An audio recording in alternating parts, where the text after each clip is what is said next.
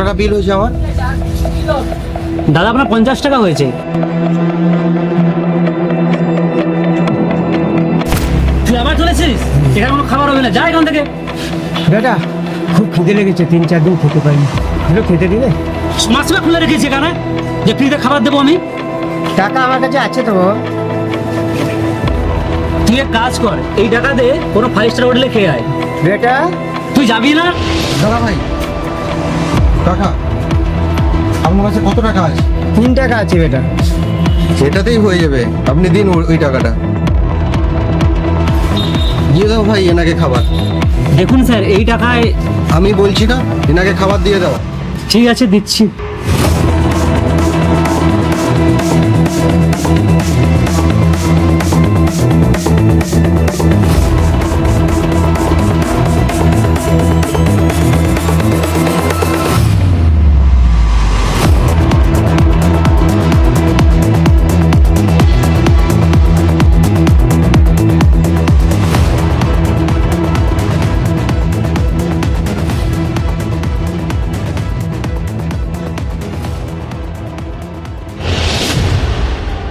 ধন্যবাদ বেটা, খাবার খেয়ে ধন্য পেল।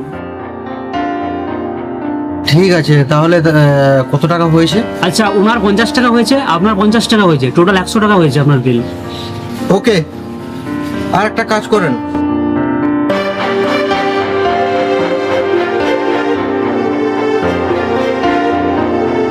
এখানে 10,000 টাকা আছে, এটা রাখেন। যদি এরকম কোনো অসহায় ব্যক্তি আসে তাহলে ওনাকে খাবার খাইয়ে দেবেন। ওর বদলে আপনি ওর পাশ থেকে 1 টাকা হোক, 2 টাকা হোক, 5 টাকা হোক নিয়ে নেবেন, কিন্তু ফ্রিতে খাওয়াবেন না, ঠিক আছে? স্যার, আপনি এসব কেন করছেন? জানি না, হঠাৎ মনে হলো তাই করলাম। ভগবান যা দিয়েছে আমাকে, তো সেটাতেই আমি সন্তুষ্ট। আর ওটা থেকে যদি আমি এই অসহায় ব্যক্তিকে একবেলা ঠিকঠাক খাওয়াতে পারি,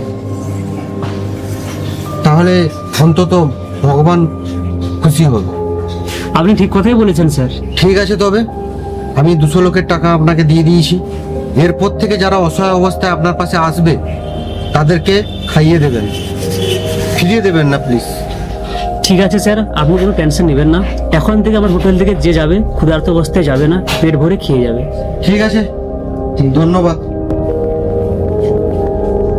এখানে সুলভ মূল্যে সমস্ত ধরনের মিল পেয়ে যাবেন এবং এই রেস্টুরেন্ট বেলদা যাওয়ার পথে কৃষক বাজারের বিপরীতে অবস্থিত। ভাই কিছু খেতে দাও, খুব খিদে পেয়েছে। দিচ্ছি ভাই, 1 মিনিট। কিন্তু ভাই আমার কাছে টাকা নেই। আরে ভাই, টাকা নেই? 1 টাকা, 2 টাকা, 5 টাকা কিছু তো আছে। হ্যাঁ হ্যাঁ, 10 টাকা আছে। হ্যাঁ, তো বেশ, এটাতেই হয়ে যাবে, এক্ষুনি দিচ্ছি।